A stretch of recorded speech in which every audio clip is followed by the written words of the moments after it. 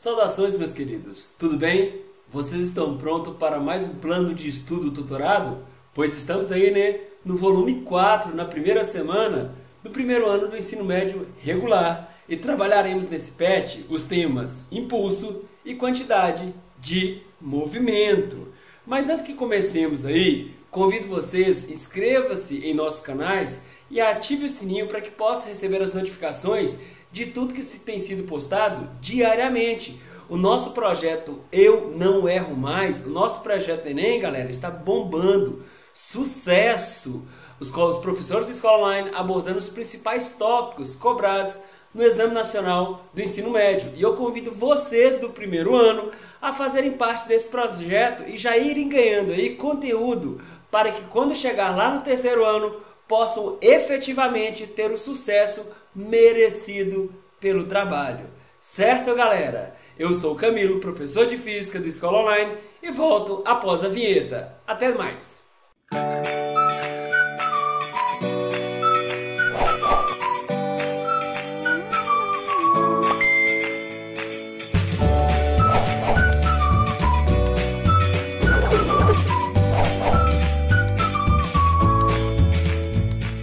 Chegamos! Impulso de uma força constante. Vão impulsionar. Gente, o que seria impulsionar? Você mete a mão numa pessoa e empurra essa pessoa. Vamos devagar, vamos traduzir com mais elegância. Você vai lá, aplica uma força sobre o corpo dessa pessoa e acaba fazendo com que ela se movimente. Tá, uma boa lógica. Então o impulso é uma grandeza física que está associado com a força atuando sobre um corpo num determinado intervalo de tempo. Observe o rapazinho aqui no skate, ó. Uma força atua sobre esse corpo durante um intervalo de tempo, fazendo com que ele, por exemplo, se movimente, varie sua velocidade. Então essa força atuando sobre um dado intervalo de tempo, ela produz um impulso, certo? Então o módulo, a intensidade do impulso seria a intensidade da força aplicada sobre esse corpo durante um dado intervalo de tempo. Galera, intensidade de força no sistema internacional é dado por Newton, E a unidade de tempo no sistema internacional é o segundo. Logo, a unidade de impulso no sistema internacional seria o Newton vezes segundos. Mas cuidado, ó, impulso de uma força tem mesma direção e sentido. Cuidado! O impulso, gente, é uma grandeza vetorial. E para bem defini-la, não posso ter apenas o valor numérico, aí, ó, o valor numérico, o impulso, dado em Newton vezes segundo. Eu preciso da direção e sentido. Tá vendo o vetor força aqui? Observe o vetor força aqui sobre o rapazinho. Esse vetor força atuando sobre um dado intervalo de tempo sobre esse corpo, produz um impulso. E esse impulso, gente, ele tem mesma direção. Olha o vetor impulso aqui, ó, acompanhando o vetor força. Esse vetor impulso, ele tem mesma direção da força. Nesse caso, a força atua na horizontal, o impulso também está na horizontal. Cuidado, galera, para uma mesma direção existem dois sentidos possíveis. E nesse caso, o vetor impulso também tem mesmo sentido, apresenta mesmo sentido do vetor força. Tranquilo? Então, para impulsionar, você atua com determinada intensidade de força durante um determinado intervalo de tempo. Aí você impulsiona o corpo, podendo, por exemplo, fazer variar, mudar o valor da velocidade escalar, Associado ao impulso, gente, nós temos uma tal de quantidade de movimento. O que seria a quantidade de movimento? Gente, é uma grandeza física que associa a velocidade instantânea de um corpo de massa m, certo? Então, se eu quero calcular a intensidade, a quantidade de movimento, basta eu pegar o valor da massa desse corpo e multiplicar pela velocidade instantânea. Então, em cada instante, esse corpo apresenta uma quantidade de movimento. Mas cuidado, galera, ó, no sistema internacional, massa é dada em quilogramas e velocidade em metros por segundo. Então, no sistema internacional, a unidade de quantidade de movimento seria o quilogramas, que multiplica metros por segundo. Mas nós temos também a quantidade de movimento como uma grandeza vetorial. Galera, para ver a quantidade de movimento, esse corpo não tem que estar dotado de uma certa velocidade. Então, o vetor quantidade de movimento vai apresentar a mesma direção e mesmo sentido do vetor velocidade, certo? Importantíssimo agora, ó, teorema do impulso. Prestem atenção. Quando você atua com a força sobre um determinado corpo de massa m, né? Você pode produzir uma variação da velocidade. Então a força produz aceleração, segundo a lei de Newton, né? Princípio fundamental da dinâmica. Então eu posso escrever que força resultante é o produto da massa, que multiplica a variação da velocidade, dividido pelo intervalo de tempo de aplicação da força. Faz o seguinte, passa esse denominador multiplicando a força resultante vezes variação de tempo, é igual massa que multiplica a variação da velocidade. Só manipular algebricamente. Agora, observa aqui, ó, força vezes variação de tempo. É o que nós vimos no slide anterior, gente. É o impulso. Então, o impulso aqui, ó, quando você impulsiona um corpo atuando com a força sobre esse corpo durante um intervalo de tempo, você produz variação da velocidade desse corpo. Então, o impulso resultante está associado ao produto da massa vezes a variação da velocidade. Então, o impulso resultante seria massa, velocidade final, V2, menos massa, velocidade inicial. Mas quem que é massa vezes velocidade? É a quantidade de movimento em cada instante. Então, o impulso resultante é igual à variação da quantidade de movimento. Quantidade de movimento final, menos quantidade de movimento inicial. Repare que eu coloquei aqui, ó, variação da quantidade de movimento. Aí nós enunciamos o teorema do impulso. O impulso de uma força resultante de um sistema de forças que age sobre um corpo é igual à variação da quantidade de movimento desse corpo. Galera, essas equações, vocês praticando, vocês vão ter habilidade para trabalhar com elas. Mas é importantíssimo vocês lembrarem disso, ó, que o impulso resultante está associado à variação da quantidade de movimento. Para impulsionar, você atua com uma força sobre um corpo durante um intervalo de tempo. Se essa força atuando produziu variação da velocidade, é porque produziu variação da quantidade de movimento. A quantidade de movimento não depende da velocidade instantânea. Se a velocidade variou, a quantidade de movimento variou. Então o impulso resultante é igual à variação da quantidade de movimento. Beleza? Então fiquem espertos com isso. Aí nós temos uma primeira atividade a se pensar. Diz o seguinte: um automóvel para quase que instantaneamente ao bater frontalmente numa árvore. Galera, se ele está em movimento, com a velocidade lá, tal, e ele vai para o repouso, se ele para, houve variação da quantidade de movimento? Sim, né? Se a velocidade variou, a quantidade de movimento mudou. A proteção oferecida pelo airbag, comparativamente ao carro, que dele não dispõe, advém do fato de que a transferência para o carro de parte do momentum do motorista se dá em condições de... Tá bom. É o seguinte. Imagina, ó, o teorema do impulso resultante. Você está comparando, por exemplo, um carro dotado de airbag e um carro sem airbag. E agora vamos lá. O impulso resultante está associado à variação da quantidade de movimento. Vocês mesmos me disseram, gente, que existe variação da quantidade de movimento, pois o móvel vai parar, certo? E o rosto da pessoa, quando em contato com o volante, lá com o airbag, vai tender ao repouso. Então, ó, sendo o impulso o produto da força vezes a variação do tempo, e a variação da quantidade de movimento, o produto da massa vezes variação da velocidade, nós temos que impulso resultante é igual a variação da quantidade de movimento. Então, eu escrevi aqui, ó, força vezes variação de tempo, impulso, é igual a massa vezes variação da velocidade. Prestem atenção, a massa é constante, a massa da pessoa, do rosto da pessoa, ou da própria pessoa mesmo. Então a massa é constante, ela não vai mudar. A variação da velocidade é a mesma, certo? A pessoa, se estiver num carro com airbag e sem airbag, ela vai sair da velocidade inicial que estiver, 80 km por hora, por exemplo, até parar. Então houve uma variação de velocidade que é constante. E aí? Então, o produto da força vezes a variação do tempo também é constante. Ou seja, é o impulso constante. Gente, impulso resultante não é igual a variação da quantidade de movimento? Variação da quantidade de movimento não é massa vezes velocidade?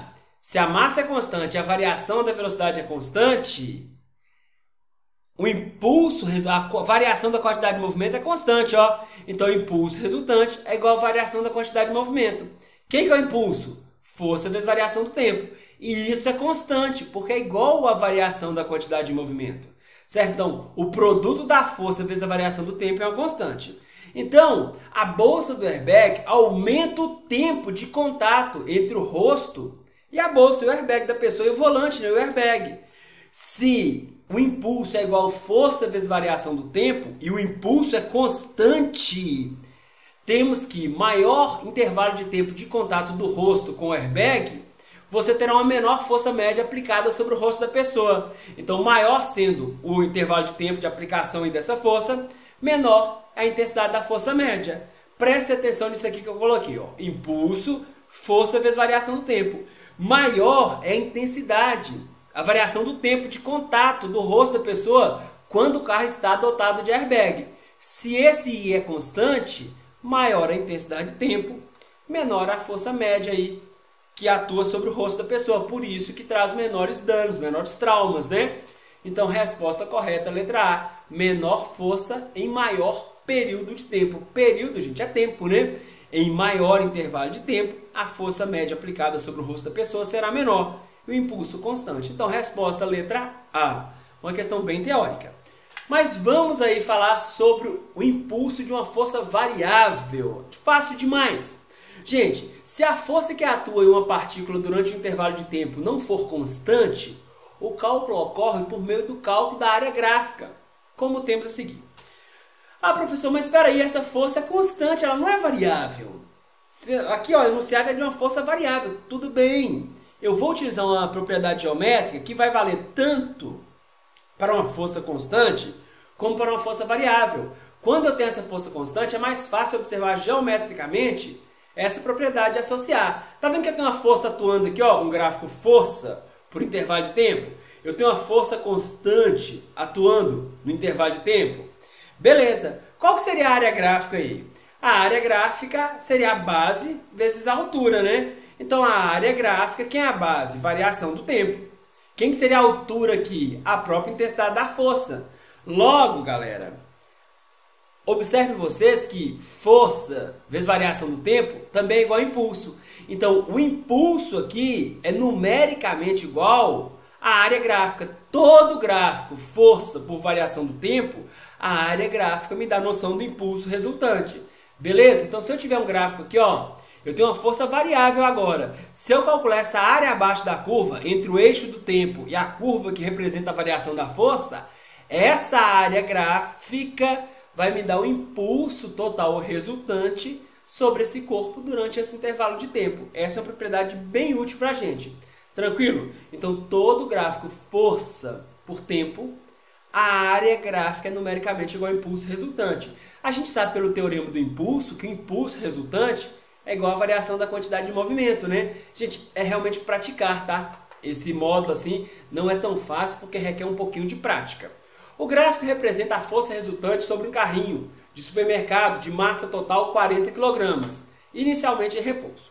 A intensidade da força constante que produz o mesmo impulso que a força representada no gráfico durante o intervalo de tempo de 0 a 25 segundos é, em newtons, igual a... Beleza! Primeiro, teorema do impulso, ó. O impulso resultante é igual à variação da quantidade de movimento. Como que eu acho esse impulso resultante? Calcular a área. Não tem um gráfico força vezes variação do tempo? Mas lembra, se você calcular a área, você vai achar o impulso resultante, que é igual à própria variação da quantidade de movimento. Tá bom? Como que eu calculo a área ali? É um trapézio. Ó. Aqui eu tenho uma base maior, que vale 25. Uma base menor, que vale 10. Sai da posição 10 e vai ter posição 20. A base menor vale 10. A altura aqui do trapézio é esse aqui, ó. Essa altura aqui que forma 90 graus. Com essas duas bases, né? A altura vale 30 dividido por 2. Então, a área aí seria 525. Como a área é numericamente igual ao impulso resultante, que é igual à variação da quantidade de movimento, eu posso dizer que o impulso resultante é igual à variação da quantidade de movimento e vale 525 newtons vezes segundos, ou quilogramas, metros por segundo, tá bom? Logo, impulso resultante é igual à variação da quantidade de movimento, ele que é a força média. Força resultante vezes variação do tempo, é o impulso, é igual à variação da quantidade de movimento. Assim sendo, a força resultante, você basta dividir a variação da quantidade de movimento que você achou calculando a área gráfica pelo tempo de ação dessa força, que seria 25 segundos, né? Então, a força resultante, 525 dividido por 25, isso dará 21 newtons. Então, a força seria de 21 newtons. Tranquilo? Beleza, galera? Podemos partir para a atividade 3? Vamos lá! Em um esforço rápido e súbito, como um saque no tênis, uma pessoa normal pode ter o pulso elevado de 70 a 100 batimentos por minuto. Para um atleta, pode-se elevar de 60 a 120 bpm, batimentos por minuto, como mostra o gráfico a seguir. Aqui tem um gráfico aqui que ilustra aí esses batimentos cardíacos aí de um atleta e de uma pessoa normal. O contato de uma bola de tênis de massa 100 gramas com a raquete no momento do saque dura cerca de 10 a menos 2 segundos, 1/100 de segundos. Depois disso, a bola inicialmente com velocidade nula adquire velocidade de 30 metros por segundo. O módulo da força média exercida pela raquete sobre a bola durante o contato em newtons é igual a... Tá bom. Galera, olha o que nos foi dado. O intervalo de tempo de contato da raquete com a bolinha. A massa da bolinha. Cuidado aí, a massa foi dada em gramas, 100 gramas. Eu converti para quilogramas. Sistema internacional. O tempo já está em segundos. A velocidade inicial é 0. A bola estava em repouso. Aí a velocidade final, quando a bolinha deixa a raquete, 30 metros por segundo. Então houve variação da quantidade de movimento, porque eu tenho uma massa e essa massa sofreu variação da velocidade. Então o impulso resultante é igual a variação da quantidade de movimento. Impulso resultante seria a quantidade de movimento final menos quantidade de movimento inicial, variação da quantidade de movimento. Quem que é o impulso resultante? Força resultante vezes variação do tempo, né? Impulso é quando a força atua durante um intervalo de tempo. Isso aí vai produzir uma variação da quantidade de movimento. Cuidado, gente, ó. Força resultante vezes variação do tempo, eu coloquei a massa aqui em evidência, massa que multiplica velocidade final menos velocidade inicial dividido pelo tempo. Gente, tem um erro aqui, ó. Esquece essa variação do tempo. Ela já passou dividindo aqui, tá? Esquece isso, por favor. Então, esse cara aqui não existe não, tá? Foi um erro no slide. Então, a força resultante é o produto da massa que multiplica velocidade final, que vale 30, menos velocidade inicial, dividido por 10 a menos 2. Então, a força resultante seria 0,3 vezes 30 dá 3, certo? Dividido por 10 a menos 2, ou seja, basta que eu multiplicar por 100. Então, a força resultante tem intensidade de 300 newtons. Tranquilo, gente? Então, essa raquete vai atuar com a força média aí de 300 newtons sobre a bolinha, fazendo que essa bolinha de massa 100 gramas saia do repouso e atinja 30 metros por segundo em 1/100 de segundos. Gente, é só praticar. Realmente é um modo difícil, está mais ao final, né, do estudo da mecânica, mas tem que se praticar, beleza? Outra questão, atividade 4. Uma corrida de 100 metros rasos inicia com disparo. Um atleta de 85 kg parte do repouso e alcança em 2 segundos uma velocidade de módulo constante igual a 2,2 metros por segundo. O módulo do impulso médio que o atleta recebe nesses 2 segundos de movimento é igual a... Beleza, olha o que nos foi dado. O intervalo de tempo, 2 segundos. A massa do cara, 85 kg. A velocidade inicial, 0. Ele estava em repouso, ele partiu do repouso. E a velocidade final, 2,2 metros por segundo. Gente, houve variação da velocidade. Uma força produziu essa variação da velocidade. Uma força produziu impulso, que está associada à variação da quantidade de movimento. Então, o impulso resultante é responsável pela variação da quantidade de movimento. Então, o impulso resultante, quantidade de movimento final, menos quantidade de movimento inicial. Impulso resultante, massa, velocidade final, menos massa que multiplica a velocidade inicial. Então, 85 é a massa, que multiplica a velocidade inicial, que é 2,2, menos 85 vezes 0. Veja que aqui ele me pediu o impulso resultante e não a força resultante, tá? Então, nesse caso, eu teria 85 vezes 2,2, isso seria igual a 187 newtons vezes segundos. Então, a resposta, letra D. Deixa eu voltar aqui, eu não marquei, mas a resposta aqui, letra D de dado. Tá bom, gente?